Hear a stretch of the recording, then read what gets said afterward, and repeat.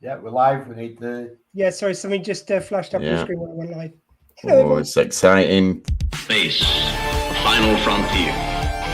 These are the voyages of the starship Enterprise.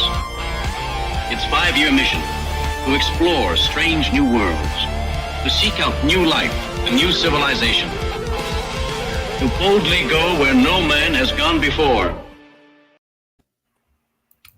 Greetings, salutations, and welcome to Retrek. I'm Captain Jim. With me, of course, is Admiral Elliot. Hi there. And Dr. Squee. Kids, just say no. Indeed. And this week we're talking about the latest episode of Lower Decks, Trusted Source, which led us to the Just Say No episode, Symbiosis, from TNG's first season. And I don't think I've ever been so excited fan. to get to a second episode like that we're talking about. Well, there we go. We got something to look forward to. But you know what? Let's cover the new episode first, and then we can talk about how great Symbiosis is.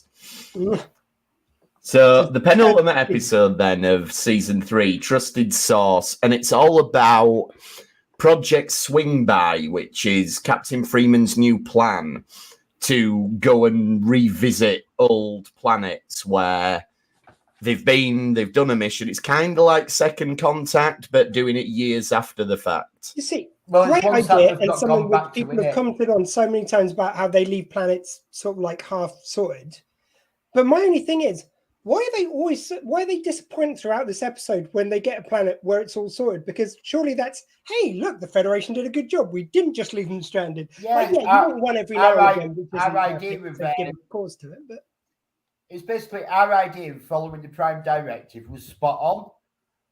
Look at what a good decision it was, following the Prime Directive. And being a responsible group of Federation citizens, we go and check up on them a few years later and check everything's going fine, which it usually is. Perfect. Yeah. And, you know, if only they'd have had Project Swing By after Space Seed, we might not have had all that trouble we can. I thought that, and there's even a couple of fellows from that particular film here just to remind us of that. There are indeed, And yeah. he even gets his name mentioned in this episode. Say again? And he even gets his name in the credits. There you go. You see? So, yeah, we've got Project Swing By. I mean, I think the reason they're not happy, or Freeman's not happy, is because she didn't get to do anything. Yeah. But it does show that the initiative works and is a good idea. Like, I can't see how it would reflect negatively. Because I think the point is that it's because they've got the reporter there. But, I mean, I get Freeman wanting it to be more action-packed, so they've got more to do. But the Admiral should be going, brilliant, report C, how great this is. Look, the planet's great. Yeah, exactly. We should be crowing on this. You don't want to go and have a reporter there going, oh, they went to this planet and now they're all murdering each other because of what Captain Picard did. Yeah, 17 years ago, they decided to just leave them and look at the state of it now. Yeah, And you know what? It's Lower Decks' fault, because when I first watched Lower Decks and knew it was a kind of more comedic take on Star Trek through the animated form, I wasn't necessarily expecting it to follow every logic path or everything, but they have pretty damn flawlessly through most of them. Like, you know, to get all the references in, they have to kind of thread the needle pretty finely to make everything work, and they always do. This is the first time where I've gone, no, this doesn't make any logical sense. But 3 seasons in isn't too bad for Star Trek, because usually the first couple of seasons is where you find the real big logic problems, as we will find out in our next episode to talk about. I mean, there are things in this episode that are a little bit more out of character than not making sense, but, you know, we'll get there. Yeah. I like how when they first start talking about it, they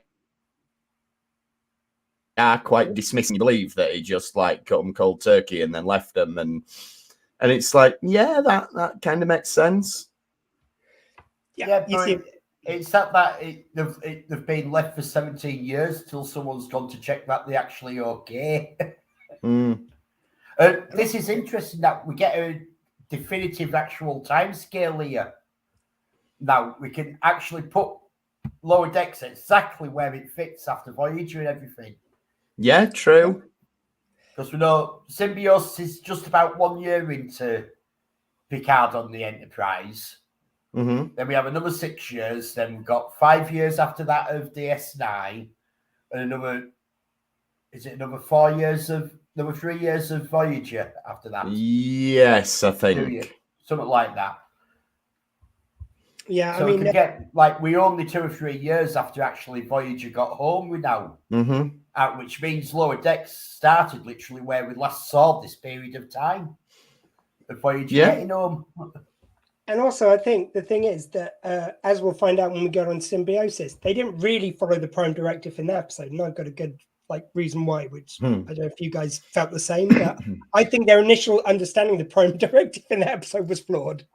Yeah, well, yeah, we'll get on to it. You're just so dying to talk about Symbiosis, you're like... I'm sorry, I don't know. It was so bad. It was fucking glorious. I love this episode for how bad it is. I want to watch it again already. Well, knock yourself out. In a couple of weeks, we get to do an hour of talking about bad episodes. Yeah, I'll be like, everyone shut up. Right, I'm just going to do an hour on Symbiosis now. I'm sure you could do, yeah. So Freeman, and this is one of the things I think is a bit weird.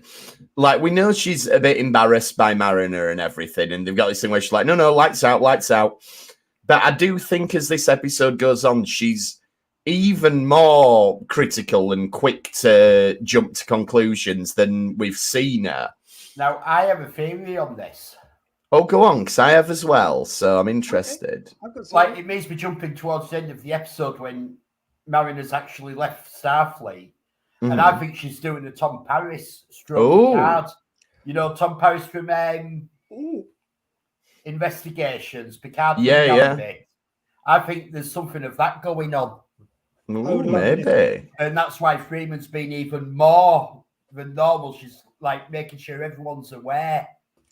You see, I would actually love it if that was the case, because there was so many times when, and it really annoyed me when Mariner was talking and she could have easily gone, it's like, no, it was really nice. She had plenty of time to explain it within her answers. Yeah.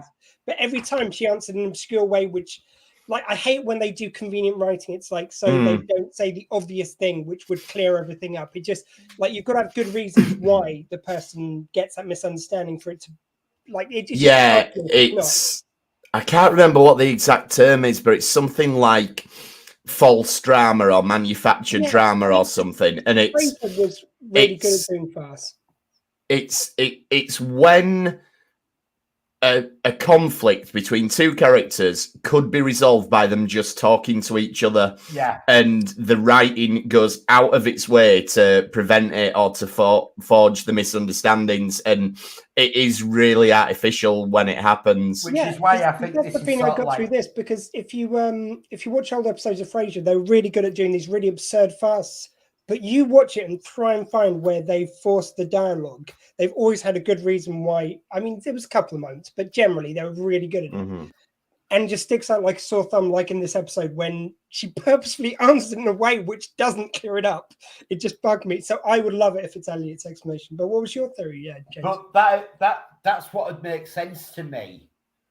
And there's obviously more gone on here than what the story actually is, that they're just doing the Project Swingback. Because why is the same Admiral got the Texas class ready to go in that area and all sorts? Well, I think that is that the Admiral approved this mission because he knew that the Breen had occupied that planet, so he could show off his Texas class while there's a reporter there. Yeah. So I think all of that, but I don't necessarily think Freeman's complicit in that side of it.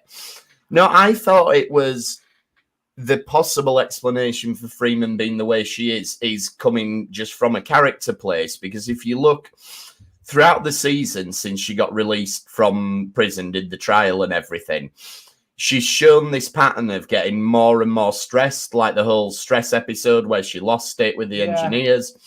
And I do wonder if this is just, it's almost like Freeman having some sort of emotional breakdown, and it's going to finish with her saying, I'm sorry, I took it all out on you, and, you're the person who's always there for me, my daughter, blah, blah, blah.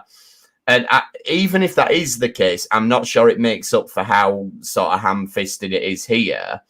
But that was, I think Elliot's is the best. That'd be it would be perfect. And the thing is, when I ask questions of like that, why does that make sense? If the writers have got a good reason, I love that. I love it when they almost trick you into going. It's like, oh, that was a load of rubbish, and then they explain. It's like one of my favorite examples was in Doctor Who when they had Robin Hood, and Robin Hood says to the Doctor, "It's like, well, I'm as real as you are." It was like a big but glorious fuck you to the viewers in a nice way. Yeah. It was like, well, if you're going to fucking believe in the Doctor, you can believe in Robin Hood. It's like, you're right. I haven't got an argument for that. It was perfect. Yeah, absolutely. Had that similar fuck you to me back on this episode. Another really good one from Doctor Who was in Matt Smith's first series when there was a scene where it looked like he was wearing the wrong outfit. And everyone on the internet went mad and went, it's continuity error. And then at the end of the season, it turned out it had been planned and it was timey-wimey explanation, obviously. The Weeping Angel two-parter, I believe that episode was in Blood and Stone. I forget what. There you go. But yeah, that was so clever. And when the writers do have it sussed out and they do pull the rug, but you're like, yep, well done, you got me. Genius. And while we're ranting, we're on the subject of this manufactured conflict, or whatever the correct term is. The worst culprit for it was the X-Files, where you'd have Mulder had finally catch someone who knows all the answers and he's got a gun and he can just put a gun to his head and the guy will go, oh no, I need to drive you somewhere so I can show you it, and it's a 3-hour drive. And you're like, why are you not just grilling him for the whole of this 3-hour drive? He said he's happy to tell you the answers. He just wants to take you somewhere. Like, what are you playing at? Anyway, that's by the by. Yeah, we'll cover that in refiling our X-Files Watchback podcast. So the painting contest gets cancelled. Rutherford isn't happy about He's this. not, is he? He's like, stun me. And we would be the three people at the kind of like industrial size replicator going, it's like, don't waste the pies then. Yeah, that is bad that they've got to get rid of the pies. And the way the guy's like, you know I can't do it. And all that is brilliant. I love the fact that Picard in one episode says it's like, oh, don't worry, the ship will clean itself. And like, I like the fact that this is the Cerritos is the California class, so they have to do a little bit of the work. Yeah, they have to do it themselves. They've got a deluxe one, which just it sucks everything up into the replicator. Yeah, and then the whole thing where Mariner wants to go talk to them, and she's like, "Oh, everyone's just pretending. I'm going to tell them like it is." And that really, really reminds me of like when I was a teacher and we'd get an Ofsted inspection, and the ridiculous things that the schools would do for one day when Ofsted are coming in and try and make it look like that's what the school's like all the time. Like, I remember at the high school I went to, the one I attended as a student, not as a teacher, but they put loads of African artwork up on the walls. And I'm like, what's this? This is like when I worked for McDonald's. I was locked in the store cupboard looking after the bee with Homer Simpson. When I worked for McDonald's, they had an annual inspection. And every day you had strict labour targets that you had to stick to. And this one, well, for the week before, for extra cleaning, the bus labour. Then on this day, you'd have twice as many people in as normal. Yeah. Just to pass these things. And it's like, this is the thing to see if we can do our jobs properly. Normally, if we have to have these many people in to pass the audit, then there's something wrong with normal practices. Yeah, exactly. Like with the Ofsted thing, extra to pass an audit, then there's something wrong with the system that it can't work like this every other day. Absolutely. Like what they used to do with the Ofsted one is they'd go, right, we've got a special field trip, and they'd tell all the bad lads that they were going on this field trip. So they'd basically just get all the troublemakers in the school and ship them off to do something for a day. But then the good kids are really pissed off because they're like, well, why do they get a day out? And we've been good and we've got to stay in school. Yeah, they're the ones that you don't want Ofsted to see. But anyway. Except for the one kiss up who was like the head prefect who'd go and take, oh, I know, I'll take the Ofsted people around if you want, miss. Oh, we're all yeah. Like, what you used to find with these McDonald's audits is you'd have a crew who'd be having worked overnights, extra crew, to get everything ready in the store for the audit, making sure everything's spick and span and touching up paint and all sorts. But they'd be working too late to work for the actual audit, so they'd be scheduled in that evening. Then everyone who was in for the audit would go out on the piss to celebrate passing it. Well, they had to work. Oh. Welcome to this week's episode of Three Grumpy Old Men Talk Star Trek. Yeah, that's it. Anyway, so Mariner talks to the... And then when the reporter goes to talk to Freeman, it doesn't go well, and she reels off a list of all these things that have gone badly, like your security chief got turned into a puppet, and your first officer turned into a giant head. She goes, these things happen to every other ship. Yeah. This is normal.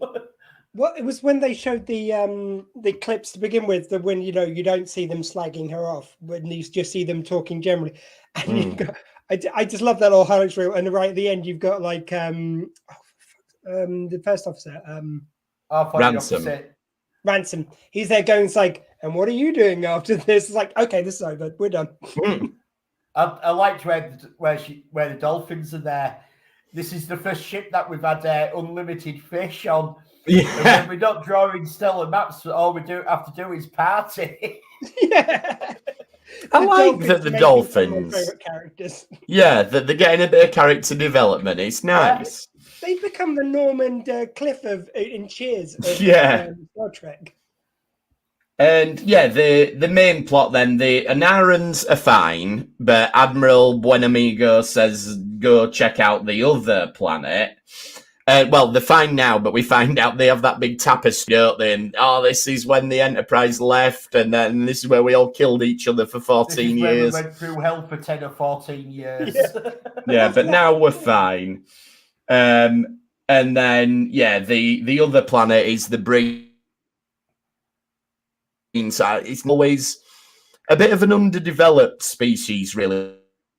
They were mentioned, then they turned up once, and then all of a sudden it was, they're actually really powerful, and the Dominion wants them. And yeah, it was nice what they did with Deep Space Nine. It's kind of similar to what they did in Enterprise. They got the Andorians, and I love it when they've just got a species which has always been mentioned and they fleshed out. Oh, and in Strange New Worlds recently, you've got the Gorn, of course, have been given so much to do, which fits so nicely with the original episode we've seen them in. So I kind of love it when they take a less mentioned species and make them real badass. It's going to be interesting if the Breen end up being sort of like the end of season baddies and like the main antagonists going into season 4, because to do this. There's lower decks. You sort of get someone introduced, and then they'll bring them in slowly as a main baddie. What if the evil computers tie together everything which has happened in the series? Like all the bad guys from the series, Peanut Hamper and the Jeffrey Combs one, they're working together, orchestrating all of this. Well, they could be controlling the Texas class if it's completely automated. Oh my God, that's perfect! Yeah. And that's why they don't continue with them. That's why we don't have them everywhere after this. Maybe. Well, we'll find out. Yeah, we haven't seen them everywhere. We haven't seen loads after this. If they haven't done exactly what we've said today, I think we've written a perfect season end. There you go. You see, we've got it. Mariner, you've got Peanut Hamper and Jeffrey Combs' robot controlling the other ship. It's perfect.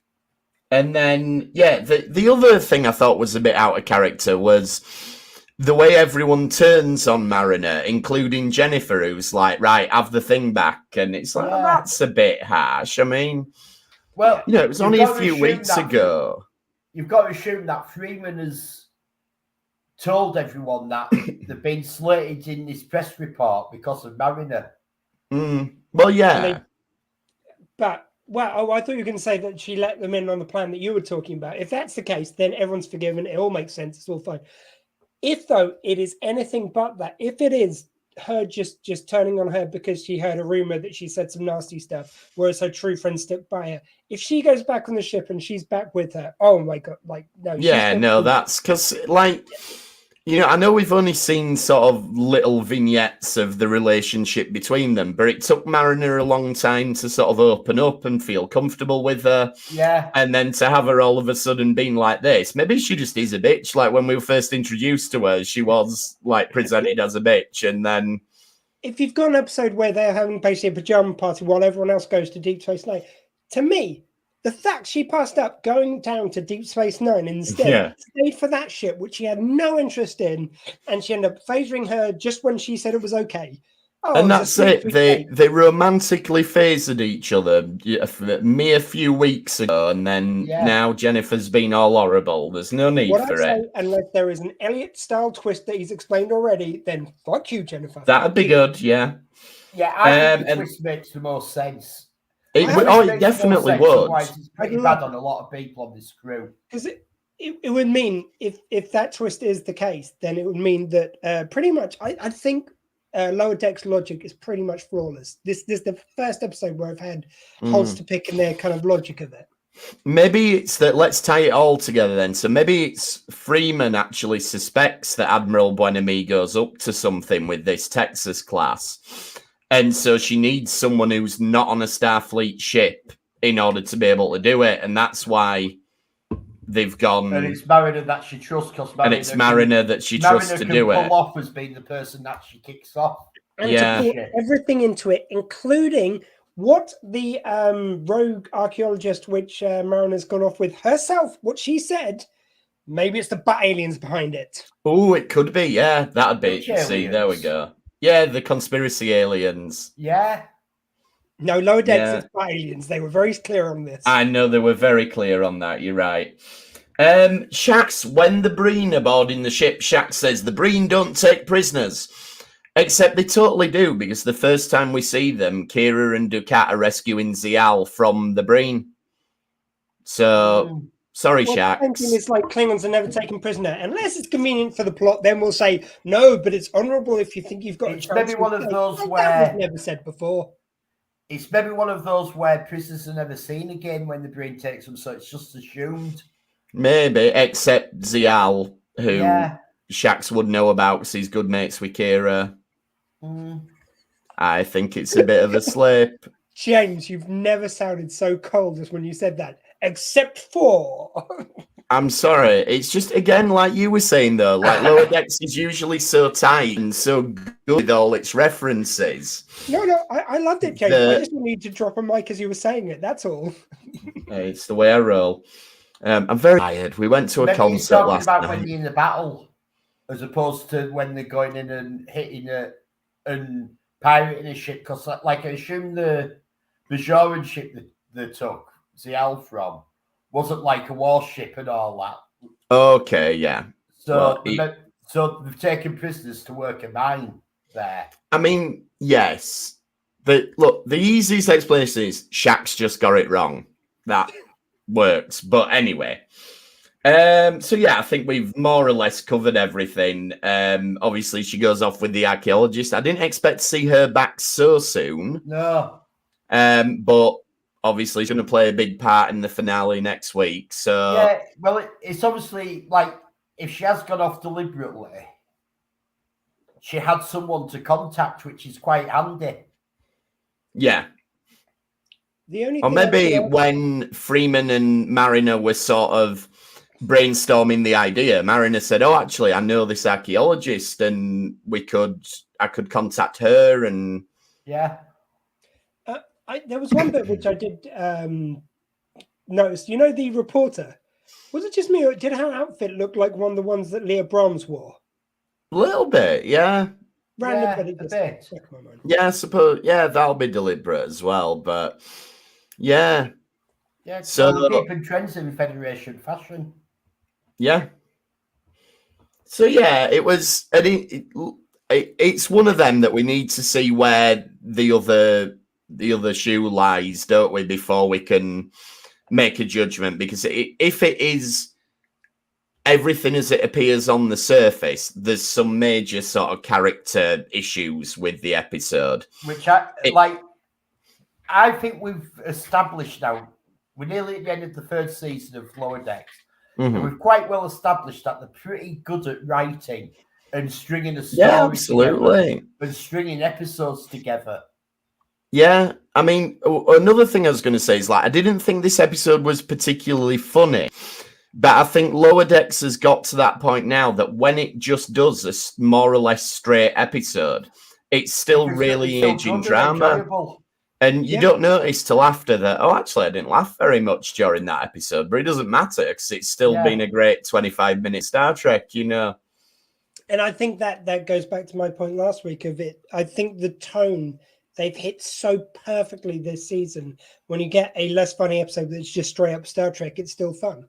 I think because they got that tone of Star Trek correct. Yeah, Lower Decks has definitely found its own place. It knows what it is, and it's comfortable being what it is. Yeah, and it was most of the way for the first couple of series. I just think there was a couple of moments which just felt non-Star Trek to me in the first kind of couple, but I haven't seen a shred of non-Star Trek in this last series. Yeah. No, I'd agree. So, shall we talk about Symbiosis then? Yeah, let's go 17 years back in time. Yeah, exactly 17 years. Just say no. Just say no. So, Dr. Squee, would this still be during the Reagan administration, 1987? It's either that or Bush, so very much the same idea. Yeah. Well, let's fall on it even years, so it'll have gone out in 88, and it was Nancy Reagan who was pushing to just say no. So but I don't think Bush did a lot to reverse that kind of programming, shall we say. Yes, it is very much a message episode, isn't it, this one? And spoilers, if you didn't get the message is drugs are bad. Just in case. I just adore how inconsistent it is as well, even with what they're saying about drugs. It doesn't, like, at the beginning, they are just so kind of like hippie stoners. And then they do without the drugs, so they do the withdrawals. And then they have the drugs again. Instead of making the hippie stoners again, they're just normal. That's just normal mode after that. But no, maybe they're just really slow release drugs. So, to get you stoned, it takes a lot longer. There you go. Fool that I am. But yeah, one thing we talked about in our chat group before this was that people complain about how Star Trek now is too on the nose and too in your face. And I'm not saying I completely agree with that. I think it has its moments where it's like that, as many TV shows do. But I do think that argument is in bad faith for the most part. I just want. However, if you're going to levy that complaint as though Star Trek has never done that in the past, this is exhibit against the argument. There's some episodes, as we've discussed before, which are just pretty much fucking unwatchable. And we watch them for you good people who are watching and listening. We watch them and tell you all about them so you don't have to watch them. But go back and watch them because they're good fun in the end. However, this one I will happily sit anyone down in front of for a good fucking laugh. This is so fun. Like, it's so bad, it's just hilarious. I love this episode. There's so many bad things all about it, and I love it now. Like, even before we get to the part where they meet the Inarans and the Brachians, where the actual mission to be in this solar system is the watching solar flares on this sun, and it's really pushing the shields. And Troy tells the captain, you can feel the stress levels on the ship going up because, like, you can see all the consoles have got electric shocks coming off them and everything. So the captain's there. He's got this lovely view of the solar storms, and he gets on the counter, and the other 1,000 people on the ship who can't see this, who are getting electrocuted from everything they touch, and goes, I know you're a bit stressed and it's a bit trying, but don't worry, we're getting a lovely view. Yes.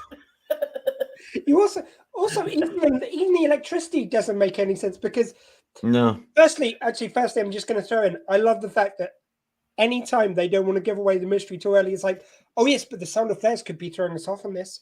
Yeah, just throw that in, just like fucking salt in a recipe. Yeah. You know, they're just a bit more in there.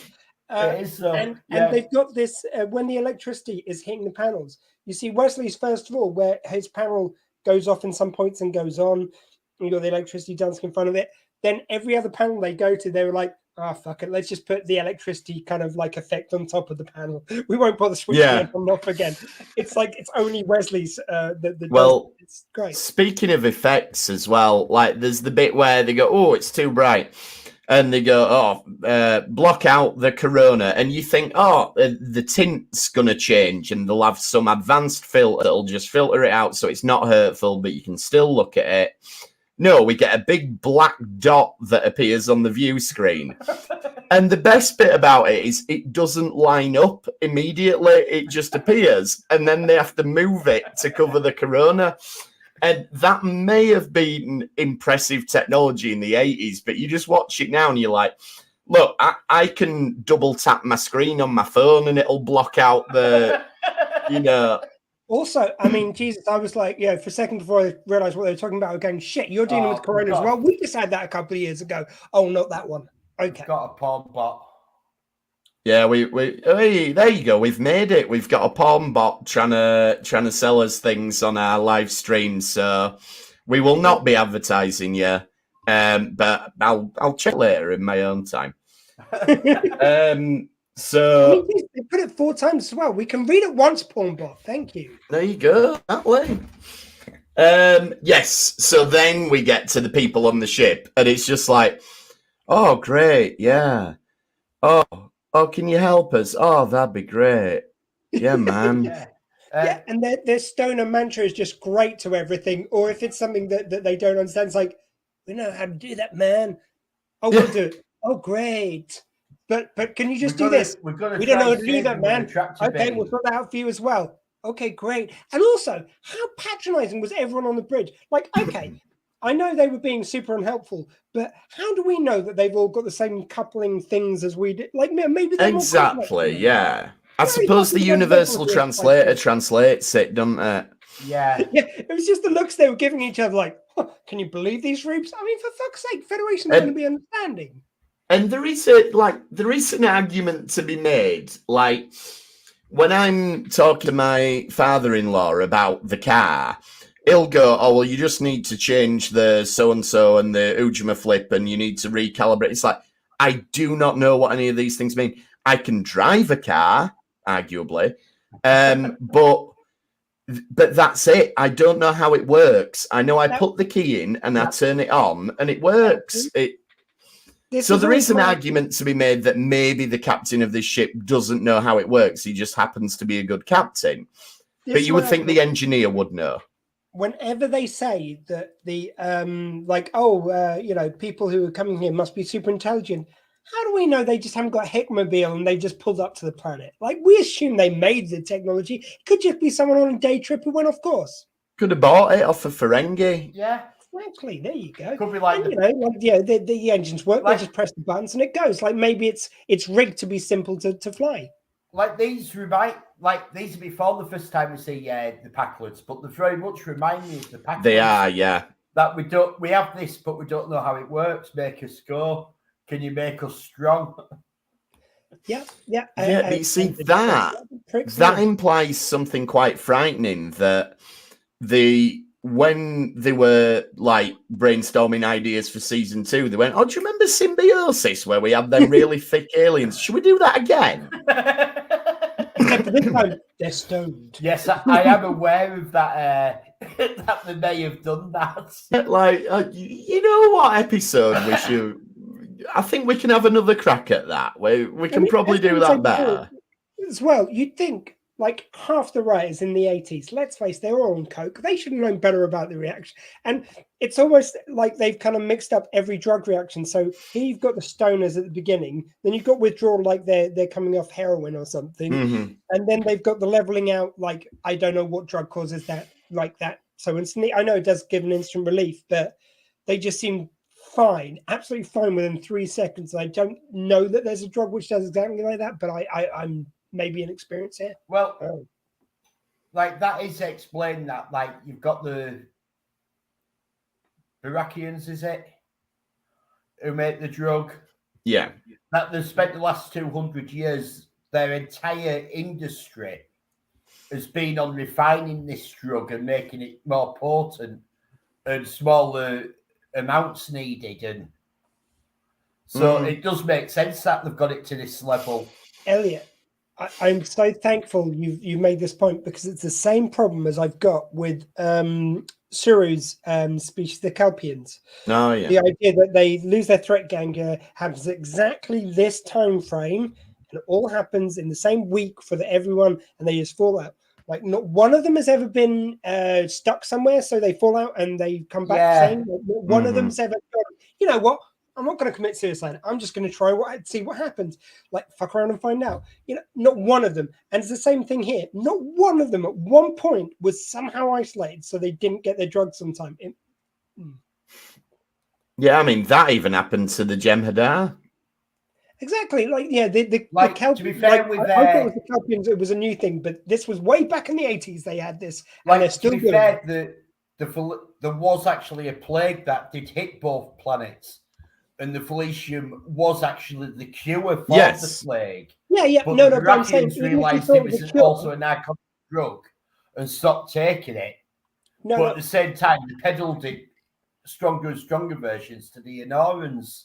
I'm just saying, it's like you've got 2 points here. One is accidentally not being in position to take it because you were trapped somewhere, which happens. And the second one is, I mean, on our planet alone, the amount of anti-vaxxers you've got. You know, you've got one person who was like, "Oh no, I don't believe this is necessary. I'm not going to do it." It's gonna. Yeah, that's a very good point. Yeah, that maybe there is, and they just shun them from society as we shun anti-vaxxers. So. But you do have that, like, in lower decks, like they've said that they had 10 to 14 years of nightmares and it was hell for them and psychotic breaks on the come down. So has anybody been isolated from not being able to get the drug for 10 years? Maybe that, you see, over this time. I think a lot of what we've identified as inconsistencies, if we're being extremely generous, we can say is a result of the tinkering they've done with the drug, because they're like, right, we want it to make them feel nice so they enjoy having it in the system. So let's make it so it makes you like a hippie. If you've not had it, we want you to feel really bad. So we need a really bad come down off it. Yeah. And then we want everyone, if they do accidentally come off of it, to need to go back on. So let's make it so it takes 14 years to work its way out of your system. So it's not outside the bounds of believability. Yeah, sure. It's possible. It's possible. Throughout the evolution of the drug for someone to not have it for enough time. And that would have happened quite early. But if enough time is 14 years, but that's in a 200-year time. Is that the planet was addicted to it for fighting a plague. So they actually had to start taking the drug and get into all this with it. That more makes my point, though, because, like, surely in a war, there's more situations where you can end up isolated and without resources such as this drug. No, in a war, they just had a plague. No, okay, during plague times when everyone is... during times of panic, sorry, not war. But I'm just saying, during this time, it would be even more likely that someone's going to be in a position of during the plague, people just isolate. Maybe that was it. Maybe they were like, right, don't tell anyone to self-isolate because we need, we don't want any of you coming off of it. No, not personally. I'm just. So let's talk about our guest stars then, because we've got David Marcus and we've got Joachim from the motion picture, and I have no issue. We've also got what's his name who played Khan's sort of first officer. That's Joachim. Yeah, it's not the motion picture. They're both from Wrath of Khan. Wrath of Khan. So I'm all for Star Trek reusing actors, and these two are very good. But give them a bit more alien makeup, because these two gentlemen both have very distinct looks. You could pick them out of a crowd, and they've not even 5 tried. years after the War of Khan is this. Yeah. Yeah, Wrath of Khan's just happened. And what were the chances that they pair them up against each other, which seems like, oh, no, you're against each other quite famously. Maybe we don't put you in the same episode. Yeah. Or, yeah, like you say, it's disguising a bit. But what were the chances that one of them would end up, the guy, like Marcus was the good guy, and he's kind of on the good guy side here. And the drug pusher's the bad guy, the second true. bad guy from Wrath of Khan. But to be fair, through this, the drug pushers are the ones that come off air quite as the nice ones and not threatening and sort of like, we realise that they're suffering and we're going to give them it. And eventually, though, they have to come at first. They're like, you're not having this. I very quickly got that kind of feeling of like very 80s drug pushers, like executives who maybe had like coke they were trying to sell off to people who were like, you got the feeling that the people who are drug addicted came off like kids on the street who are addicted to drugs. That was the other thing. It's like, it's a whole planet of people, yet they just reduced down to like upper class and lower class. It was very weird. It's almost like they're trying to do a really blunt message, and so they're just presenting extreme stereotypes to do it. What? On old Trek, and not new Trek did this. Are you sure? Well, I mean, I've seen a number of commentators on YouTube saying how woke new Trek is, and this never happened in old Trek. We must be wrong. We must be misreading this episode. It's far more subtle than we're giving it credit for. Also, like, does this count as mid-Trek now? Because we had old Trek's got to be the original series. That was quite a few years before that generation. Yeah, I think we're in the Silver Age of Star Trek. We're now the Silver Age of Star Trek. Yeah.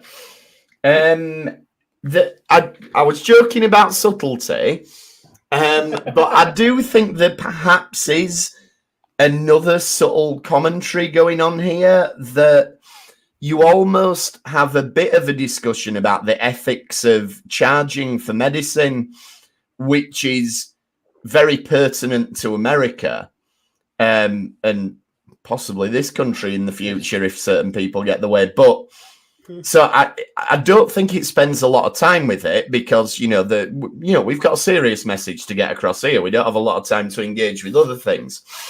But I think some of the conversations they have, particularly with Crusher, does dance around a little bit on this idea of, well, is it ethical to charge for medicine? Answer, no, it's not. But you know what? That'd have been a more interesting story to tell, really.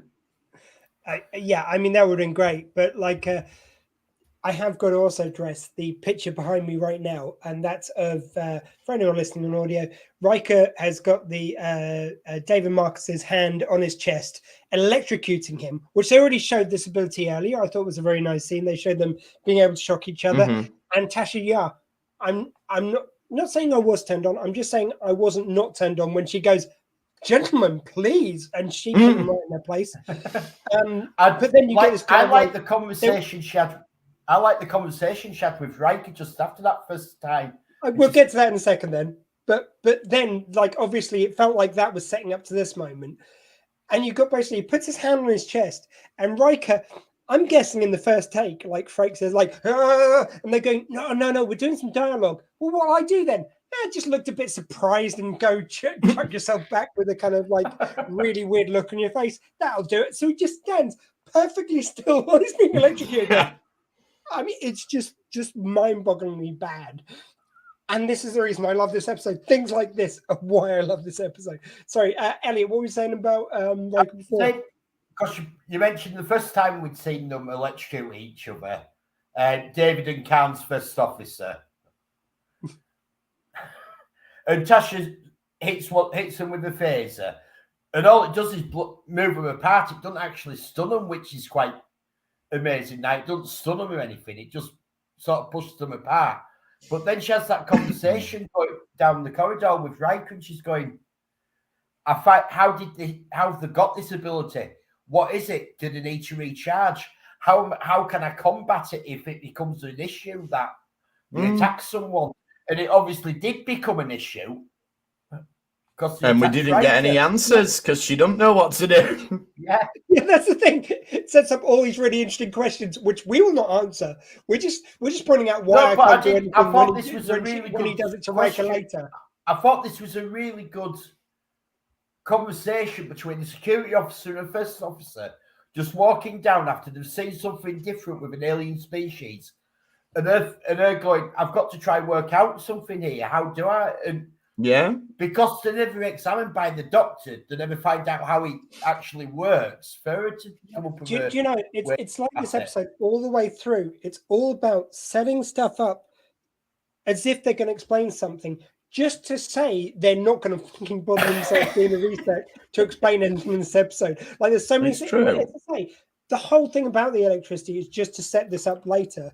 Yeah. The whole Yeah. thing about so many at one stage, Crusher is talking about medical reasons why this might be happening. She goes, or it could just be the sensors throwing us off. Oh, so you're not. I know how the Okay, electricity fine. works, And that's all they do throughout this whole episode. I know exactly how the electricity works. It's space magic. Hey, I was thinking it was strange energies, but I'm happy to go with space magic. Elliot, my friend, why did I not see this was your ideal episode? This is full of space magic. So, if at this point in the episode, as we've said, it has been very subtle. So, if you've not quite got it, we now have a scene where Wesley and Tasha discuss it. And Tasha very clearly lays out what drugs are, how they work, why people do them, why that's wrong. I was just pleased to have one scene with Tasha. By the way, I'm not making light of the subject I'm about to talk about, but there are so many episodes in the first series where Tasha goes, well, when I was on the planet with the rape gangs, and she mentions it like she's talking about some toast she had earlier. Yeah. It's really that casually. It's like, with all the And rape this gangs. one on the time planet, at they band love camp. throwing that in there. Casually as hell, in a way which, in fact, I think is quite disrespectful to people who've been through such deals. But yeah, it's like, but instead she's going, okay, not the rape gangs today. Let's talk about drugs instead. Yeah. And it's like Wesley got lumbered with this quite a few times, that because he's the young character, he's the one who has to have it explained to him. So he's got to be like, and like Will Wheaton got given a shorthand quite a few times, really, with this sort of why stuff. he got such a drubbing at one point. Yeah. In the American parlance, you feel like they would cut this bit out as an advert, and at the end they'd have the more you know. They'd have He-Man come out at the end and go, remember, the people of Anara were hooked on drugs. Don't do drugs. Well, obviously Tasha is our He-Man, and she is, I guess Wesley's Orko. Yeah, I suppose Wesley is Orko in this sense, yeah. And there is a couple of interesting bits where Crusher's like, well, look, I've got this thing, I can wean him off of it. And Picard's like, nope, Prime Directive. No. Yeah, once the Brackians agree to give him a dose, right, Crusher's able to actually scan it, and she goes, all it is a narcotic. Yeah. And she gives good delivery where she goes, they're drug addicts. Oh, and she, no, it wasn't any of the scans. She goes, well, some of the scans could have been thrown off by the anomaly. Did we mention that, by the way? However, I know what withdrawals when I see them. She basically diagnosed it on the withdrawals, ignoring any bit of science which she could have used to some. In fact, they point out why the science wouldn't work in this situation, or might not work because of the anomaly outside. And then she says she can see it just because by looking at them. It's just like, nothing else in their behavior was a sign prior to this. Yeah, the sweating and man. Yeah, man. Hey, man, it's cool, great. If you think that's for the best. Can we also talk about the Prime Directive here? So, right. We can. The Enterprise, straight up, is happy to involve themselves, being on board. The guys are on there. So there's that. So, like, already... Prime Directive, okay, might have been an emergency situation. Well, they've rescued them in an emergency. Doesn't apply in its wholest form because they're already on the ship. Then you've got the fact that while they're there, they do medical scans of them, which they could share with them, surely, because is it breaking the Prime Directive to share their own medical record with them when you've scanned them? I'd argue no. And then instead, the solution Picard comes up with is like, yeah, they'll just go through withdrawals and probably tear the whole society apart. I can live with that, though. Problem solved. Like, I mean, okay, he does explain it at the end. He goes, well, it was the best situation I had. It's like, no, just share their medical records with them. How ethical is it to withhold someone's medical records? Discuss. Like Geordie comes out with an interesting one here, comment during this episode. And I thought, what's he actually on about whenever he watched it? And he goes, 200 years ago, a Daedalus class passed through this system and it scanned an hour and saw that they were on the brink of discovering space travel. So we look at that and you can say sort of late 50s, early 60s, that'd be Earth going, yeah? We landed on the moon in 69, and now 50 years later, we think we might go back to the moon at last. And he's going like they haven't developed much. They didn't get any much further. What they've got, ships that are going between two planets in a matter of days. They've got transporter technology. Yeah, they've done all right. Like they've actually done quite well at one point. They've been getting quite well on. Yeah. So what's he on about? They didn't get any further on than just getting into space. And if we're going to throw out the fact that they've got these ships which are in such a state of disrepair that only one system is going down reliably in all of them, and the other planet who are reliant on selling them this drug don't go, yeah, we better research that then. Like you know, because obviously their science hasn't suffered because they've had a productive thing, but only the other planet who are a load of junkies have ships. They don't have any, or they don't have. Yeah, any I think the idea is that because the drug pusher planet has not had to develop their own technology, they just haven't. They've literally the entire technology has moved on to just producing this one plant and refining the drug. I get that. They rely on getting everything from the other planet. No, I understand that. But I'm saying if they're that intelligent, they're not like portrayed as being dumb or anything. They don't think it's like, oh, well, 2 out of their 3 ships, the same bit's gone. Maybe we should look at something to prevent the third one from going, or developing technology for the third one. Like, but they don't even mention having looked into that technology. And if we rely on, pretty dumb. Even if they put all their resources on one market. And if we rely on this other planet making everything else that we use for our society, but looking at them on this ship, it looks like they've got quite an ideal society. So they're relying on everything coming over. So you're right. They need these ships bringing everything in. They should be trying to go, right, we can see there's a problem with your ships. Park one up. We'll get out, because they've obviously got scientists, biochemists and all that to do what a refinery is. So they've obviously got engineers and everything. Yeah. So they should be able to duplicate the technology. And the one thing we do know about this drug is it makes people productive. So maybe you just take a little hit, take one of the earlier versions was less addictive. Oh, can you imagine? I know we know how it ends up now, but the roles could have reversed. And the other planet could have ended up being peddling them. It could have been a disaster. But no, Picard made the right call, as we find out 17 years later.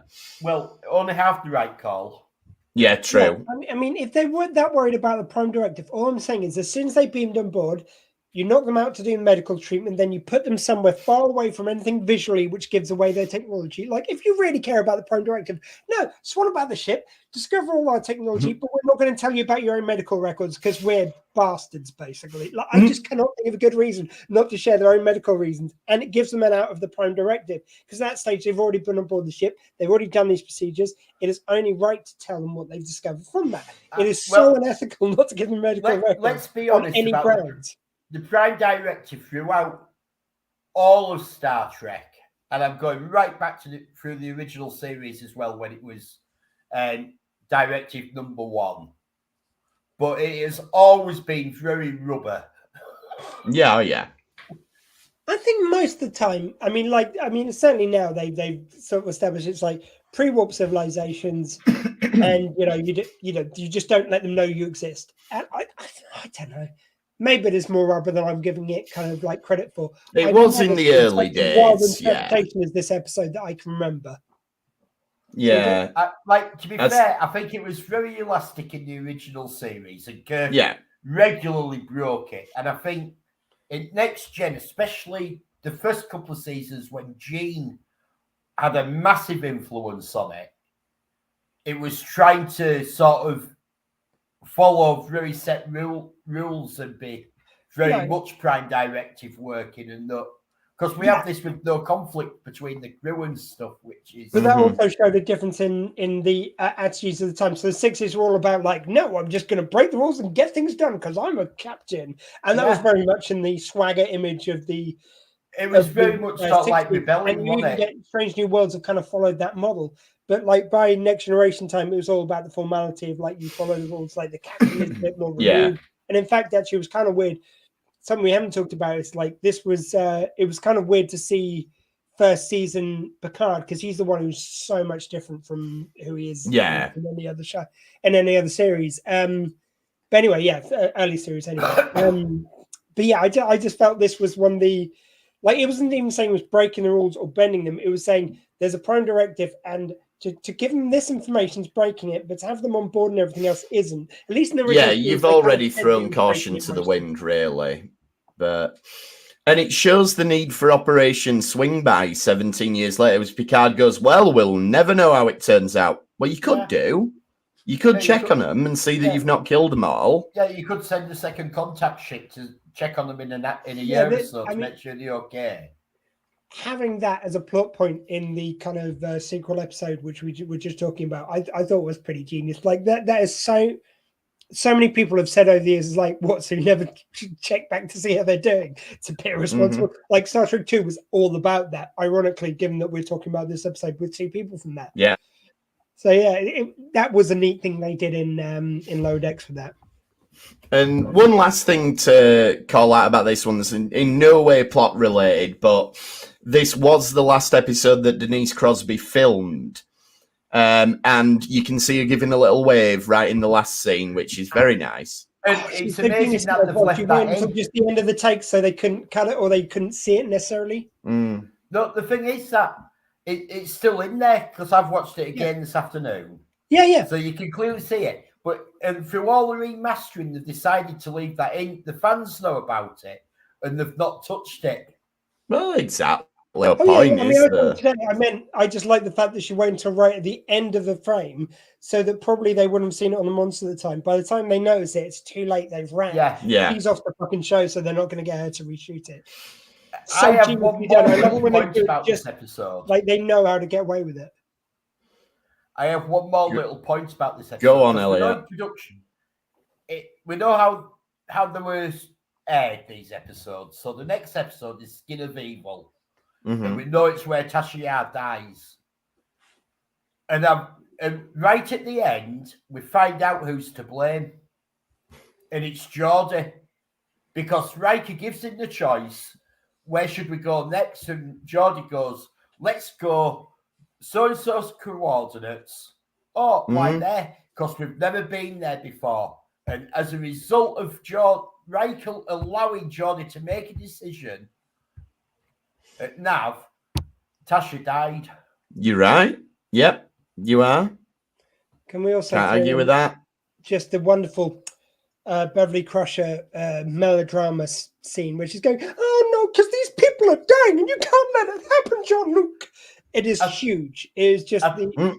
There's another thing that's quite noticeable in this episode, and it is something from the first season. There was no chief engineer.